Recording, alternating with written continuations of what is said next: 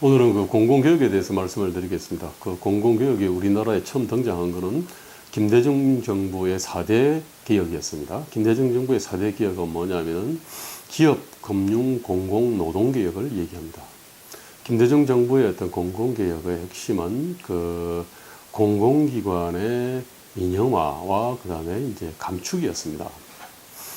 자, 그렇게 해서 이제 사실은 민영화가 많이 됐고요. 그리고 공공기관 인력들이 상당히 많이 감축이 됐습니다.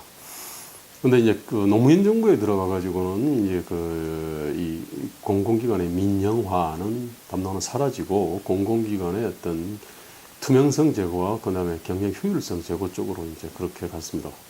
그리고 박근혜 이명박 정부에 들어와서는 이거 사실은 이 개념은 실종됐고요.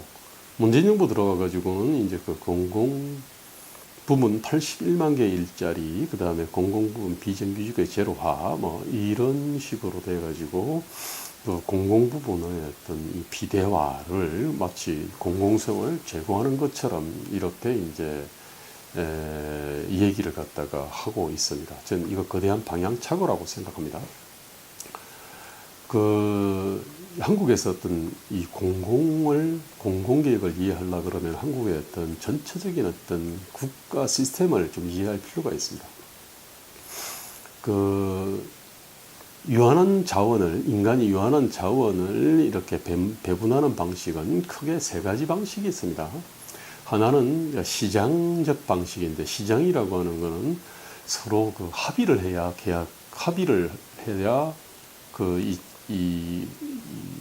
계약이 이루어지지 않습니까? 그리고 사회라고 하는 건데, 사회라고 하는 거는 가족을 연상하면 됩니다. 이제 가족이라고 하는 거는 서로 계약에 의해 가지고 뭐 되는 게 아니지 않습니까? 그냥 사랑이고 또는 호혜적인 어떤 연대에 의한 방식인 거죠. 그죠? 그런데 이제 국가라고 하는 거는 뭐냐면은 일방적으로 사실 활동을 하는 겁니다. 이게. 바로 어떤 이 국가하고 공공은 거의 등치할 수 있습니다. 그리고 국가와 공공이라는 것은 기본적으로 권력에 의해 가지고 이게 움직이는 존재입니다. 자, 그렇다면은 이른바 공공의 어떤 역할, 핵심 역할이 뭐냐 하면은 공공은 기본적으로 규제가 있습니다. 그 다음에 세금과 예산이 있겠죠. 그죠? 그 다음에 이제 공공기관이 있지 않습니까? 공공기관에는 이제 공기업도 있고요. 그 다음에 정부 역할을 대행하는 여러 가지 어떤 기관, 일이 있습니다. 이게. 그 다음에 크게 보면은 형벌 있잖아요. 사법. 이것도 역시 어떤 공공에서 중요한 역할, 공공의 어떤 역할 중에서 굉장히 중요한 역할이라고 할 수 있습니다. 그러니까 이제 공공개혁을 공공기관의 개혁으로 이해하는 것은 굉장히 협소한 겁니다. 갑질 또는 공공갑질의 핵심은 인적으로는 이게 이제 결국은 정치 권력과 이게 직업 공무원과 공공기관 임직원이 이른바 국가 내지 공공의 인적 실체가 아니겠습니까? 자, 그런데 우리가 이제 이 공공에 대해 가지고 굉장히 좀 이렇게 협소하게 좀 이해할 뿐만 아니라 이 공공에 대해 가지고 좀 너무 이게 낭만적으로 이해한 측면이 있습니다. 근데 우리나라 어떤 주요 정당들의 공공 관련된 강령을 좀 살펴보겠습니다. 자유한국당의 강령에는 아예 공공이란 단어 자체가 없습니다. 그럼 더불어민주당에는 강령에는 공공이 총 16번이 언급이 돼요. 이 어떤 식으로 되어 있냐면 공공외교, 공공부조, 공공서비스, 공공의료, 공공임대주택, 그 다음에 무슨 공공성 등 이렇게 언급이 되어 있는데 이건 예외 없이 늘리거나 강화를 해야 될 대상이지 않습니까? 그죠? 그럼 정의당도 공공을 총 10번 이상 언급을 했는데 이게 이제 맥락이 그렇습니다. 공공기관의 통제 강화, 투기자본 규제를 위한 금융 공공성 제고, 시민의 보편적 권리나 노동권 확대를 위해서 공공 부분에서부터 비정규직 사용 금지, 복지 서비스의 공공 영역 비중을 대폭 높이고 민간 영역의 공공성과 책임성을 강화를 하고 공공 임대주택을 충분히 공급하고 이렇게 쭉 얘기되어 있습니다. 역시 공공은 늘리거나 강화를 해야 될 존재입니다. 과거 그 국민의당에서도 강령에도 그 공공이 언급되어 있는데 총 9번이 언급이 되어 있어요. 이건 뭐냐면 공공부채, 공공기관, 공공의료, 공공임대주택 등으로 이제 이렇게 사용을 됐고요. 바른정당도 그때 이제 공공을 한번 언급을 했는데 그때 이 개념도 개인별 여건에 따른 사회보험, 공공부조, 사회복지 서비스를 결합 제공하여 뭐 수혜자 입장에서 부합하는 복지 체계를 구축한다. 이렇게 이제 되어 있는 겁니다. 이게 그러니까 한국에서 공공은 좀 늘리거나 강화를 해야 될 대상으로 이렇게 인식이 되고 있습니다. 자, 그런데 이 공공에 대해 가지고 이 문재인 정부가 지금 이 공공을 갖다 틀어지고 여러 가지 이제 정책들을 갖다가 펴고 있습니다. 대표적인 게 공공 부분 일자리 81만 개지 않습니까? 자, 그러면은 이게 어떤 기준으로 나왔냐 하면은 OECD 통계에 보면은 공공 부분의 고용 비중이 이렇게 나와 있습니다. 이게 그 보면은 OECD 평균은 21.3% 돼 있고 한국은 7.6%로 돼 있습니다. 공공 부분이 3분의 1 수준이지 않습니까? 그죠? 그래서 이거는 우리가 공공 부분은 고용이 너무 적다. 그래서 이것에 OECD 평균의 절반만 가자. 절반만 가려고 해보니까 3%포인트를 올려야 되는 겁니다. 그 3%포인트에 해당되는 게 바로 81만 명이 되는 겁니다. 왜냐하면 총고용을 2,700만으로 이렇게 봤거든요. 자, 그런데 참, 일본은 공공부분 고용 비중이 그 통계에 의하면 7.9%입니다. 우리는 7.6%인데, 그런데 이제 유럽 국가들은 한 20%가 이제 넘어가요, 이게. 도대체 이 차이가 어디서 왔냐? 기본적으로 의료가 있잖아요, 의료. 의료는 예컨대 프랑스 같은 경우는 이 의료 산업, 의료 부분의 어떤 종사자들이 다 어떤 그 공공으로 분류되어 있습니다. 대충 한 110만 명 가량 됩니다. 그런데 한국과 일본은 이 공공 의료 비중이 한 10%도 안 될 거예요, 이게. 즉 뭐냐면은 의료 시스템의 차이로 인해 가지고 공공 비중, 고용 비중이 엄청나게 차이가 납니다. 또 하나 이 프랑스를 비롯한 유럽 국가에서는 공공 부분의 어떤 고용자들의 임금이 그 나라 1인당 GDP에서 그렇게 멀지가 않습니다. 1인당 GDP의 한 배 조금 넘는 수준인데 한국 같은 경우는 이게 한 거의 2배에 육박합니다. 아시다시피 지금 노량진에 그 무수히 많은 어떤 고시공시족들이 있지 않습니까? 컵밥 먹고 말입니다. 이게 추리닝 차림으로 해가지고 몇 년씩 이제 그렇게 틀어박혀가지고 고시 공부를 하지 않습니까? 그죠? 근데 이분들이 이제 9급 공무원이나 7급, 5급 공무원에 만약에 이제 이렇게 들어가기만 하면은 그 학교나 마을에서 아마 그 현수막이 붙을 거예요. 이게 옛날로 치면은 무슨 과거급제한 것처럼 그렇게 취급을 합니다. 그 얘기는 그만큼 공공 부분의 어떤 고용과 임금과 연금과 복지, 지위 이런 것들이 높다는 얘기거든요. 근데 유럽은 전혀 그렇지 않습니다. 이게. 게다가 한국은 공공 부분은 이른바 이제 신의 직장으로 불리기도 하고 철밥통으로 불리지 않습니까? 근데 유럽은 그렇지가 않습니다, 이게. 자, 그래서 OECD 평균하고 한국을 이렇게 단순 비교하는 게 아닙니다. 의료 시스템의 차이 있죠.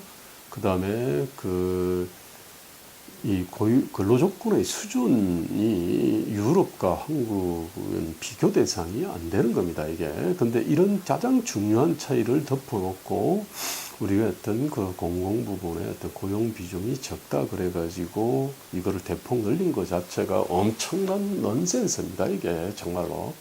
한국의 어떤 이 공공 부분은, 특히 공무원은 옛날로 치면 양반의 후예라고 볼 수 있습니다. 이 관리라고 봐야 됩니다, 이게. 그렇기 때문에 이 관리를 갖다가 이게 관리 내지는 양반을 이렇게 왕창 늘리는 거, 이것이 한마디로 말해서 이거는 미친 짓이라고 사실은 볼 수밖에 없습니다, 이게. 이제 그만큼 어떤 이 공공 부분에 대해 가지고 이게 이해가 낮은 거예요, 이게. 그때 이제 작년 그때 대선 때 공공부문 81만 개를 갖다가 얘기를 하면서 그때 공공부문의 어떤 고용 임금에 대해 가지고 얘기를 했는데, 그때 이제 공공부문 일자리 17만 개는 17조 원으로 충분하다 그랬습니다. 이 17조 원은 5년에 걸쳐서 들어가는 돈을 갖다 합친 겁니다, 이게.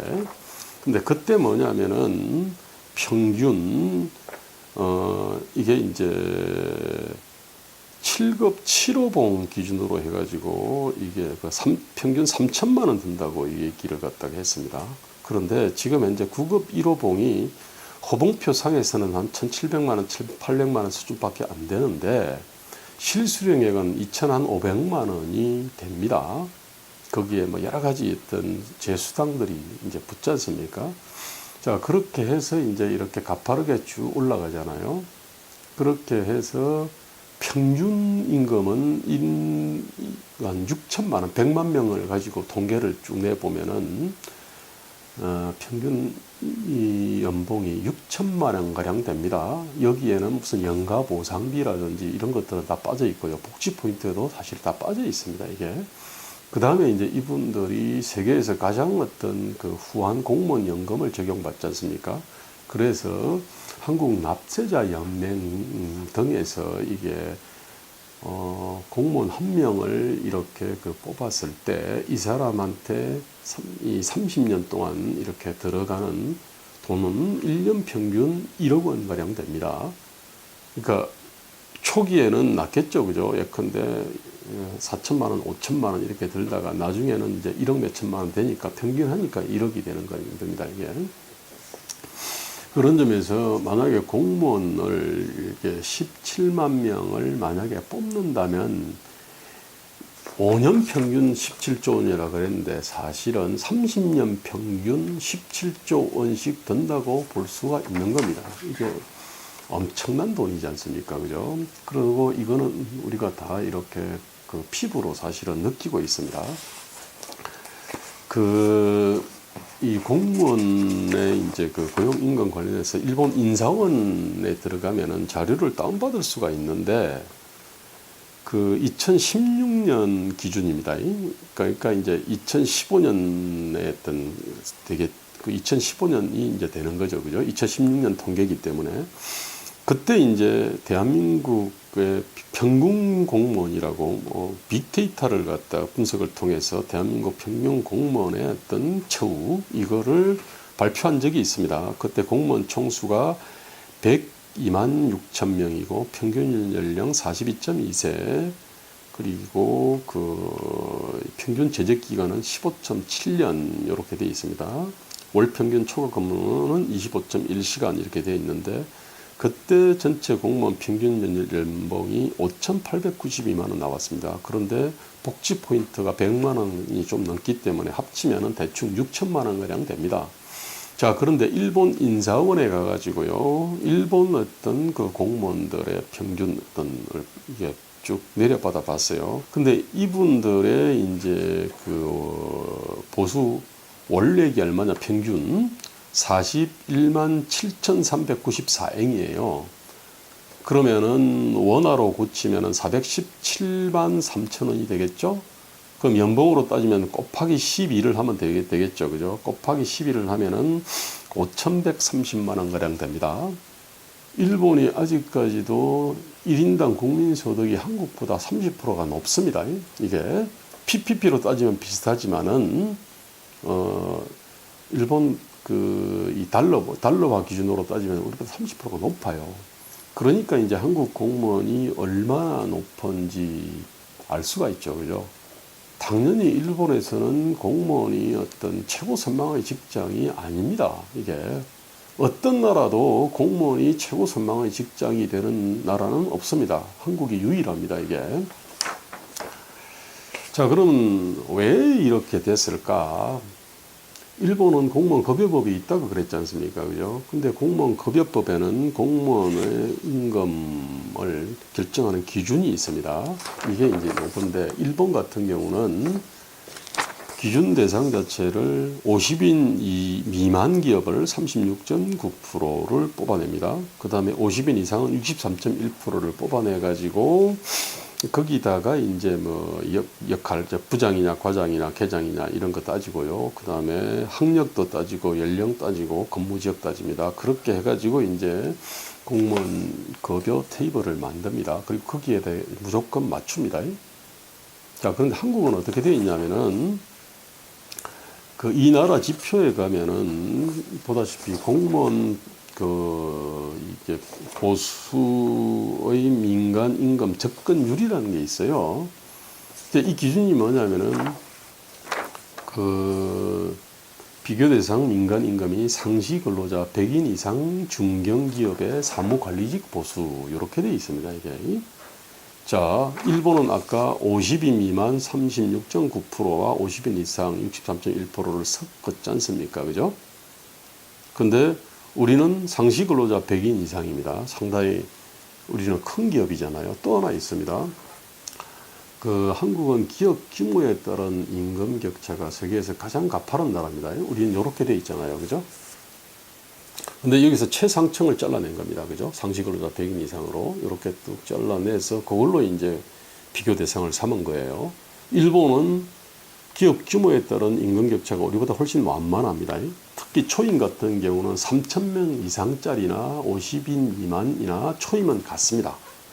다만 올라가는 게 속도가 조금 차이가 있죠. 그죠?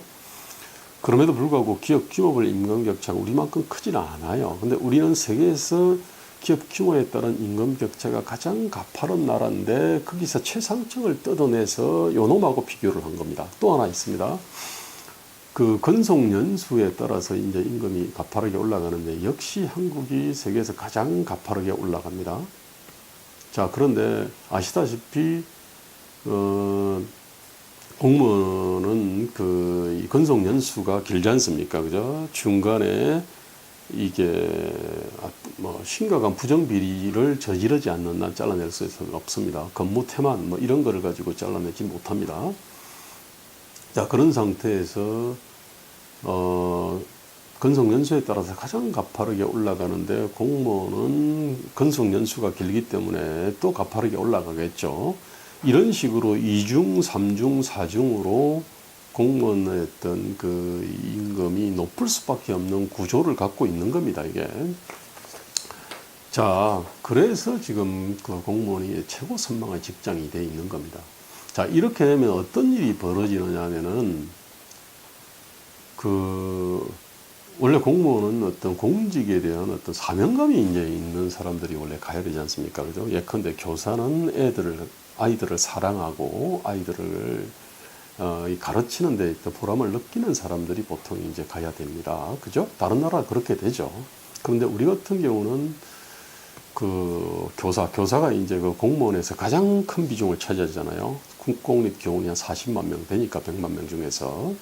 근데 이제 이것이 가장 이 근로조건이 높잖아요. 이게 그뿐만 아니라 근속 연수에 따라서 가장 가파르게 올라가니까 예컨대 초등학교 가면은 2학년 일반 담임은 25살. 이 사람이 연봉 한 3천만 원 가량 됩니다. 그런데 2학년 2반 담임은 60세야. 이분이 한 30년 근속했겠죠. 그죠? 이분의 연봉은 8천에서 9천만 원 가량 이렇게 됩니다. 이게 꼭 직무가 똑같잖아요. 그죠? 직무 똑같은데 임금 격차는 3배가 나는 겁니다. 이게. 동일노동, 동일임금을 얘기하는 사람들이 많은데 동일노동, 동일임금과 가장 정면 충돌하는 임금이 바로 호봉제입니다. 사실은. 그런데 호봉제 철폐를 얘기하는 사람은 없죠. 이게. 자, 어쨌든 이 공무원이 어떤 이 근로조건이 워낙 높으면은 공직에 대한 사명감이 아니라 공무원이 보장하는 임금과 연금과 복지와 안정성을 보고서 공무원이 되려고 하는 사람들이 넘쳐날 수밖에 없지 않습니까? 그죠? 자, 그러면은 직무적성에 맞지 않은 사람들이 공무원을 많이 하게 돼 있어요. 그죠? 이게 가장 소명이 필요한 어떤 일인데 이 소명이 아니라 연불이 아니라 제밥을 갖다가 보고 이제 간다는 얘기입니다, 이게. 자, 그래서 지금 했던 이 학교 현장에 보면은 가장, 특히 여자들 같은 경우는 가장 우수한 인력이 교사를 합니다. 자, 그런데 대부분 이구동성을 하는 경험이 그렇습니다. 공부를 워낙 잘했던 사람들은 공부 못하는 애들을 이해를 못합니다. 이게. 이 사고 체계라든지 논리 구조라든지 이런 부분에 대해서 차이가 나면은 이해를 못해요, 이게. 그 얼마나 답답하겠습니까, 그죠? 그러다 보니까 이제 이분들은 다른 나라 같으면은 민간 기업에 가서 해외의 어떤 시장에서 뭔가 어떤 경쟁력 있는 기업 상품을 만들어야 될 사람들이 이 교사를 갖다 하면서 스스로 공부 못하는 애들을 이해를 못하고 그 다음에 자기 직무적성에도 맞지도 않은데 근데 이제 워낙 어떤 임금, 연금, 안정성이 이제 좋기 때문에 하는 거예요. 그러면은 교육이 제대로 안 되겠죠, 그죠? 그 다음에 일반 어떤 행정직 공무원 같은 경우도 애초부터 연불보다 제밥이었기 때문에 그 어떤 자기 일에 그 어떤 열정을 바쳐서 일을 안 하겠죠, 그죠? 자, 그래서 한국에 어떤 일이 벌어져 있냐? 이른바 아마 동사무소의 상부 직원은 세계에서 가장 유능한 사람들이 아마 할 겁니다. 그렇잖아요, 그죠? 실제로 동사무소 가보면은 딱 한눈에 이 사람 대단한 엘리트구나. 왜냐면 구급 공무원 시험을 쳐서 이제 그 자리에 가 있을 거니까. 대단한 엘리트로 딱 느낌이 오는 사람들이 딱 창구에 있는 겁니다. 그러면서 거기서 이제 주민등록등 초본 떼고 뭐 이런 일을 하고 있는 겁니다, 이게. 자, 그런데 위로 올라가면은요, 아마 세계에서 아마 가장 직업적 소명의식이 없는 사람들이 아마 이게 앉아 있을 겁니다. 왜냐하면은 애초부터 연불보다 제밥이었지 않습니까? 그죠? 그 다음에 퇴출이라는 게 없잖아요. 그죠? 그 다음에 승진이나 보직도 자동으로 올라가기 때문에 사람이 무능할 수밖에 없는 거예요.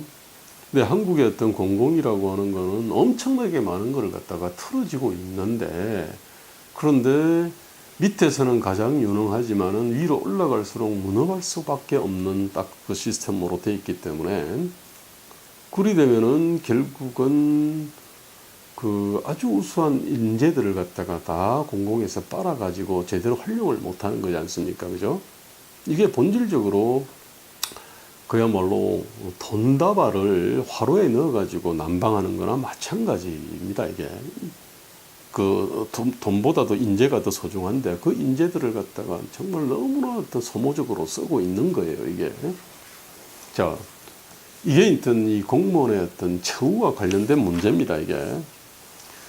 자, 보통 공공부문 얘기하면은 대표적으로 이제 그 공무원에 대해 문제가 있고, 그 다음에 이제 그 공기업과 공공기관인데, 근데 이제 보통 우리가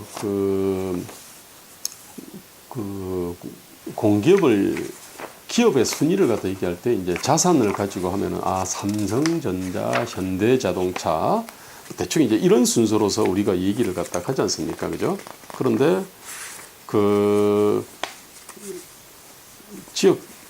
우리가 자산으로 이걸 따져보면은 항상 2위 내지 3위가 한국전력입니다, 사실은.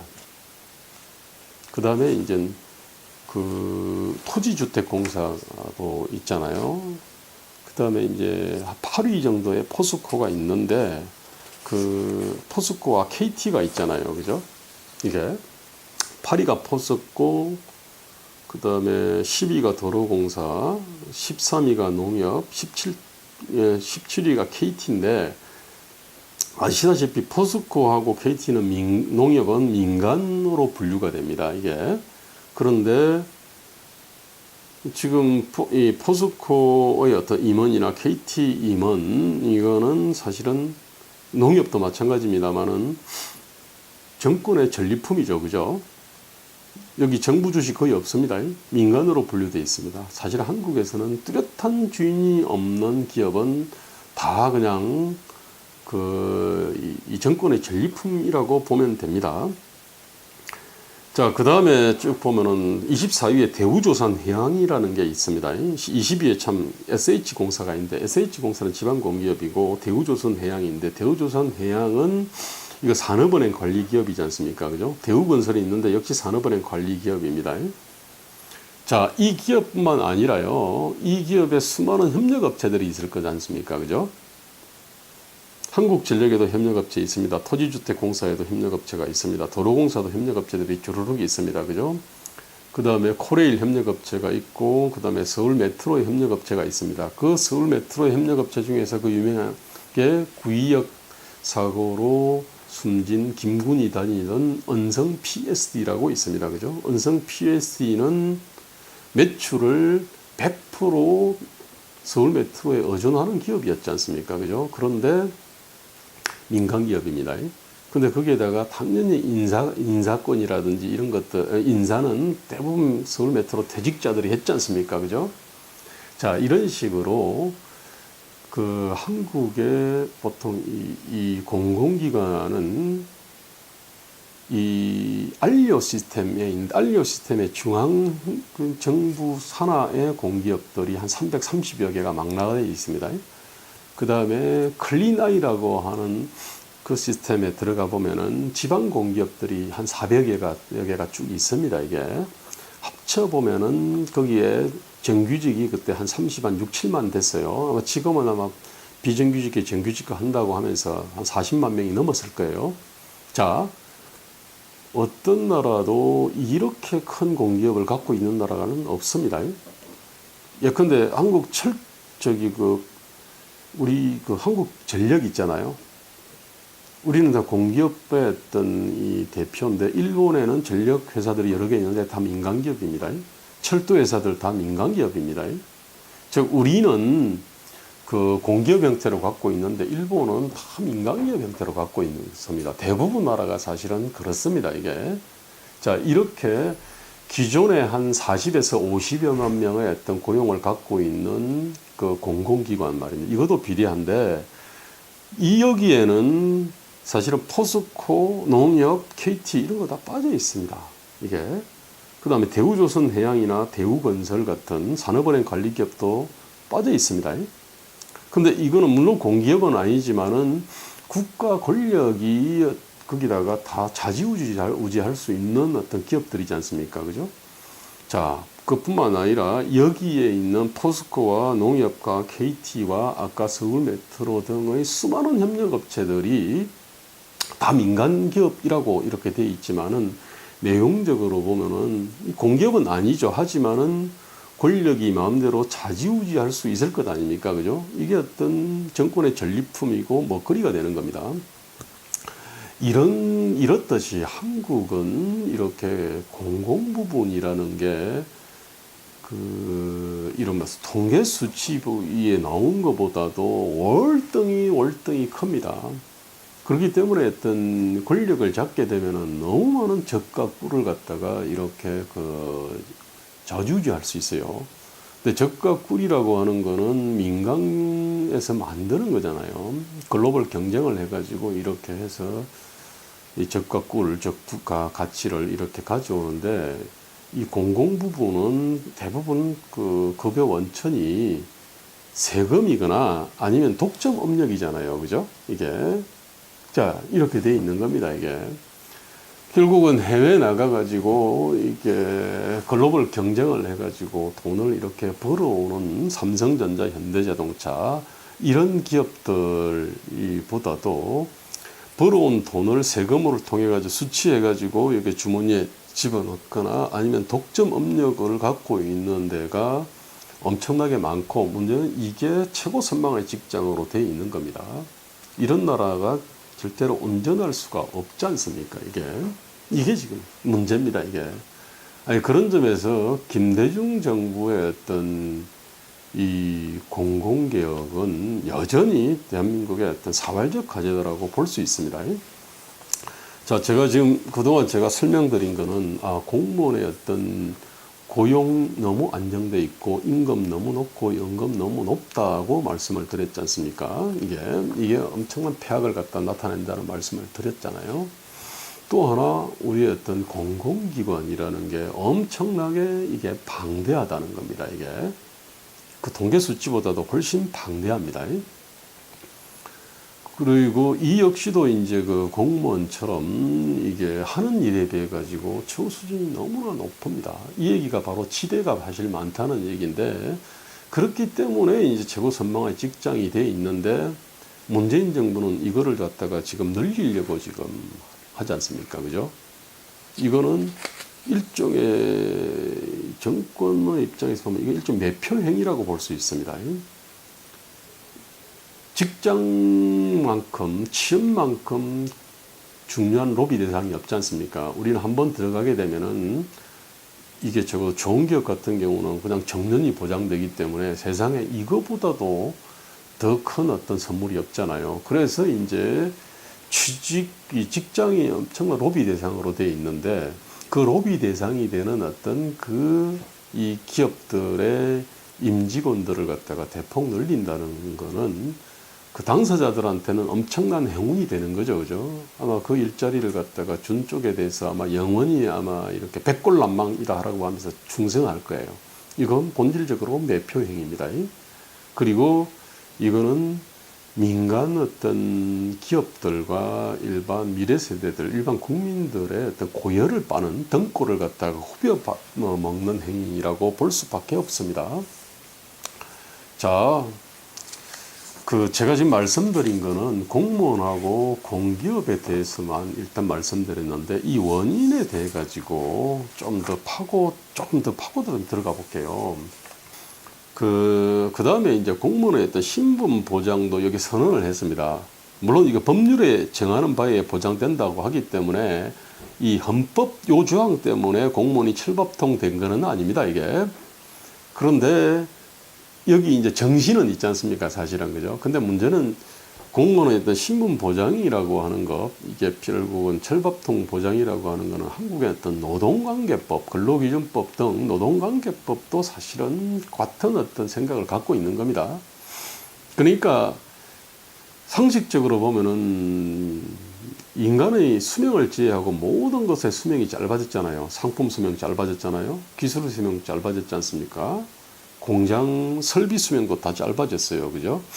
모든 것의 수명이 짧아졌고, 그 다음에 이제 변화부침이 심한데, 지금 현재 공무원의 신분 보장이나 그 다음에 근로기준법 등에서 정규직, 이게 영구직인데 사실은 정규직을 정상으로 여기는 패러다임 자체가 시대착오적이라고 볼 수밖에 없지 않습니까, 이게.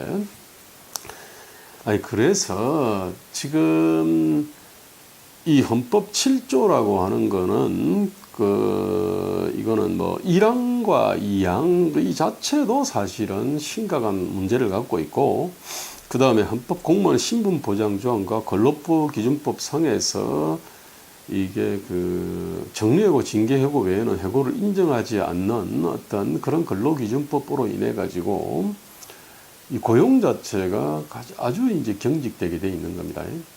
사람이라고 하는 거는 그렇습니다. 일 시켜보기 전에 잘 모르거든요. 이 사람 면접을 아무리 열심히 하고, 이 사람이 학생부를 갖다 열심히 보고, 학점들을 갖다가 아무리 살펴보고, 교육관계를 살펴도 실제로 이 사람이 일 시켜보지 않으면 잘 모르거든요. 그럼 일 시켜보고 이 사람을 갖다 내보내든지 아니면은 급여를 더 올릴 수 있고 직무를 딱 전환 배치도 할 수 있는데, 한국 같은 경우는 그거를 갖다가 원천적으로 사실은 이거는 부정을 갖다가 하는 겁니다. 그리고 거기서 가장 어떤 안정적인 어떤 안정성을 보장해주는 존재가 이 공무원이 되어 있는 겁니다, 이게. 자, 그런 점에서 헌법 7조 자체는 폐기하거나 아니면 놔둔다 하더라도 법률을 갖다 개정을 해가지고 공무원을 이 다양한 어떤 계약제로 가야 됩니다. 그런데 우리 판사도 10년 재임용이잖아요. 그죠? 다른 나라에서는 판사는 종신직인 경우도 많이 있습니다. 정년 정도가 아니고 종신입니다. 이게 죽을 때까지입니다. 그런데 어느 사회든지 가장 어떤 신분 보장을 튼튼하게 하는 게 판사인데, 판사에 대해서는 10년 재임용 제도가 있는데 동사무소 공무원이나 법원 공무원에 대해 가지고는 이거는 그냥 정년 보장을 갖다 해 놓은 겁니다. 이게 사실은 말이 안 되는 거죠. 이게. 그래서 그래서 공무원은 가능하면은 2년 계약, 3년 계약, 5년 계약, 10년 계약직으로 가고, 그 다음에 이제 그걸 평가를 해서 그 부분에 대해 가지고 연장 여부는 아주 어떤 공정한 인사위원회 내지 인사평가위원회를 통해 가지고 그렇게 이제 그 재임용 여부나 연장 여부를 결정을 해야 됩니다. 이게. 그 다음에 또 하나는 이게 참 국가 공무원의 어떤 이 정원을 완전히 어떤 대통령한테 이임을 해버렸는데, 아까 공무원 한 사람을 쓰게 되면은 30년 평균 1억 원이 든다 그랬지 않습니까? 그죠? 근데 사실은 엄밀히 따지면 30년이 아니에요. 그 죽을 때까지 공무원은 또 이렇게 배우자에 대해 가지고 또 연금 조항이 후하거든요. 그러니까 이제 재직기간 30년하고요. 그 다음에 끝나고 나서 또 30년에 걸쳐가지고 또 이렇게 연금을 통해서 유족까지 먹여 살려야 됩니다. 이게 60년짜리 정책이에요. 그럼 국민들 입장에서 엄청난 어떤 세금 부담이 수반되는 건데, 이거를 갖다가 법률이 전혀 컨트롤을 못 합니다. 이거는 그냥 국가공무원 총정원령인데, 국가공무원 총정원령이라고, 이 총정원령이 원래 이게 김대중 대통령 때 이렇게 만들어졌어요. 1999년 1월 1일자로. 그게 보면은 국가공무원 총정원은 27만 3,982명 이하로 한다로 되어 있습니다. 이게 김대중, 노무현, 이명박 정부에서 단 한 명도 늘어나지 않았습니다. 이 총정원 자체가. 근데 박근혜 때 2만 명이 늘었어요. 2013년 3월 23일자로 29만 3,982명이 됐어요. 자, 이게 이제 2018년 3월 30일에 드디어 30만 5,913명으로 늘어났고, 지금은 이거 좀 더 늘어날 겁니다. 이게. 이런 식으로 전 국민들한테 엄청난 세금 부담을 부과하는 이 행위에 대해 가지고 국민의 어떤 이 대표기관인 이 국회가 관여할 수 없게 되어 있는 겁니다. 이거는 제왕적 대통령이라서 그런 게 아니고요. 이거는 국회가 사실은 얼마든지 자기 이 부분에 대해서 법률을 통해서 컨트롤을 할 수 있는데 컨트롤을 못하고 있는 거죠. 그죠?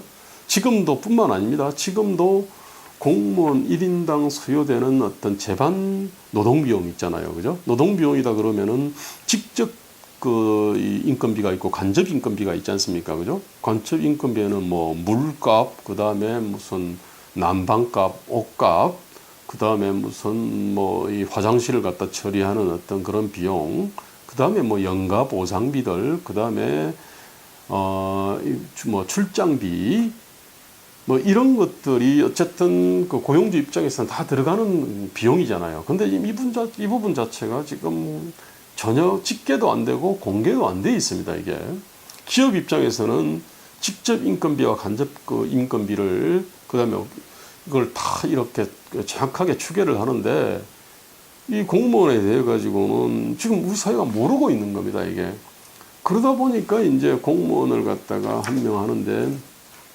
3,300만 원이 든다. 이게 이제 17만 명 늘린다고 했을 때 작년 그때 대선 때 나왔던 얘기예요.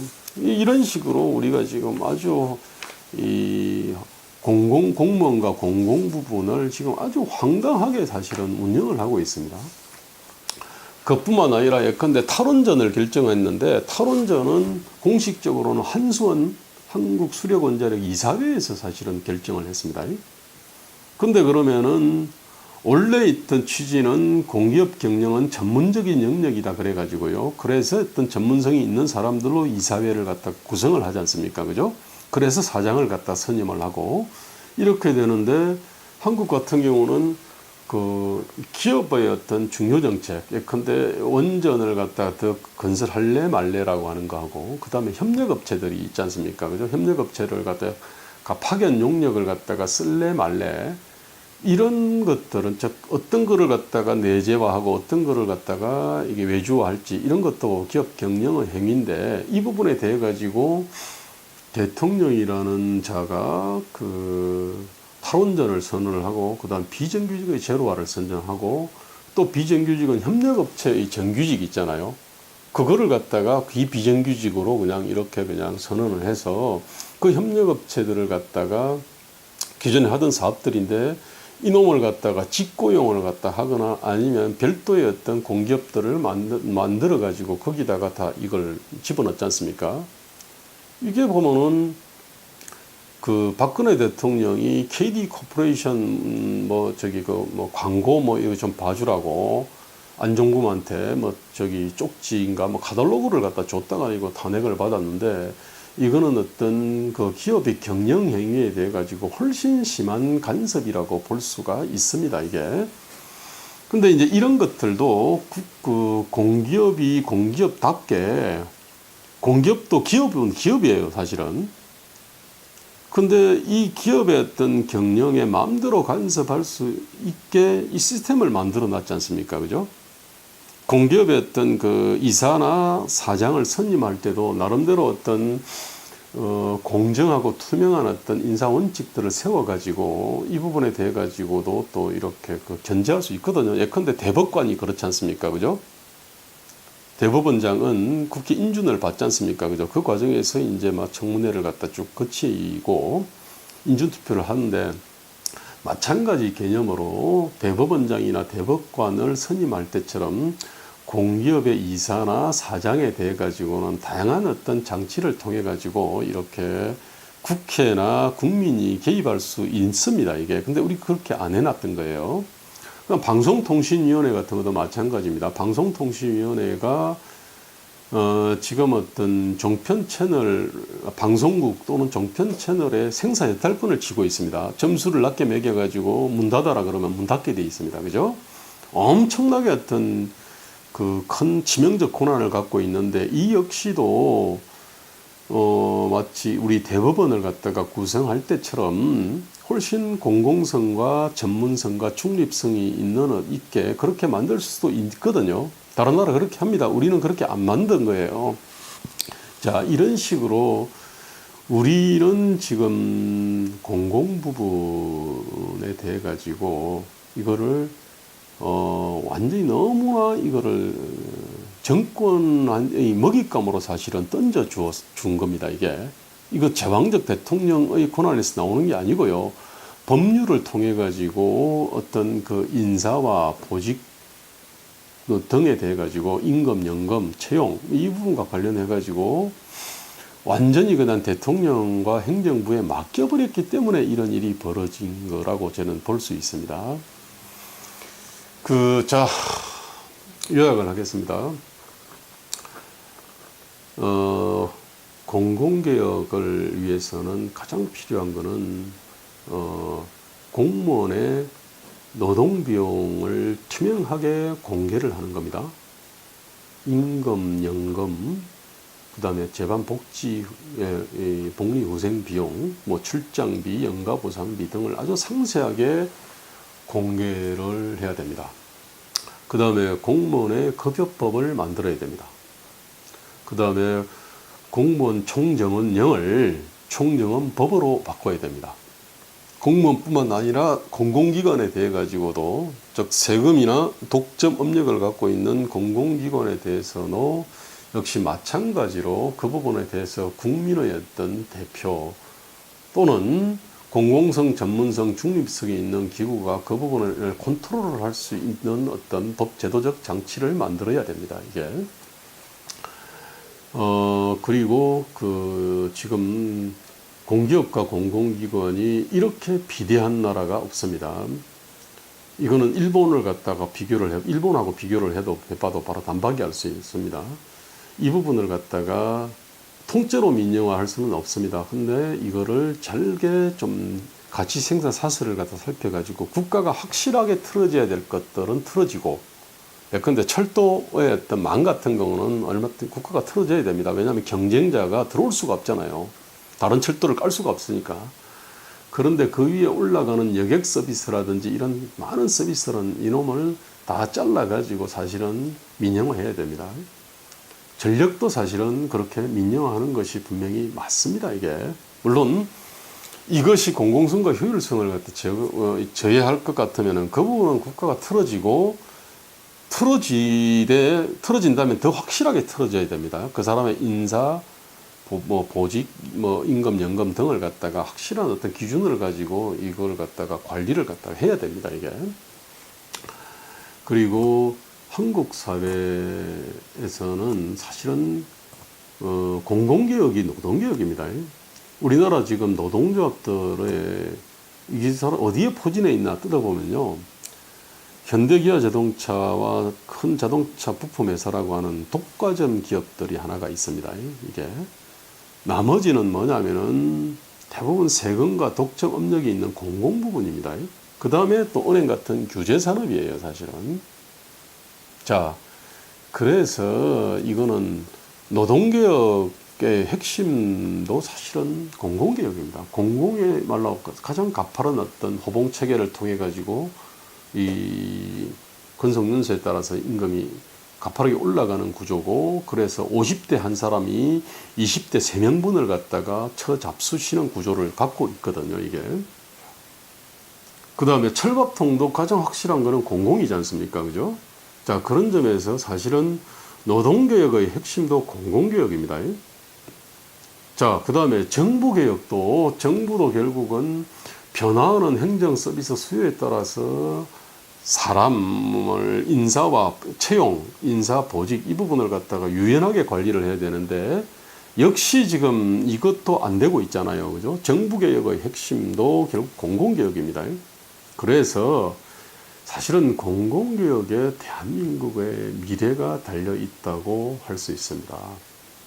공공개혁이야말로 국군을 갖다가 이렇게 좌우하는 핵심 개혁이다라고 생각을 합니다. 감사합니다.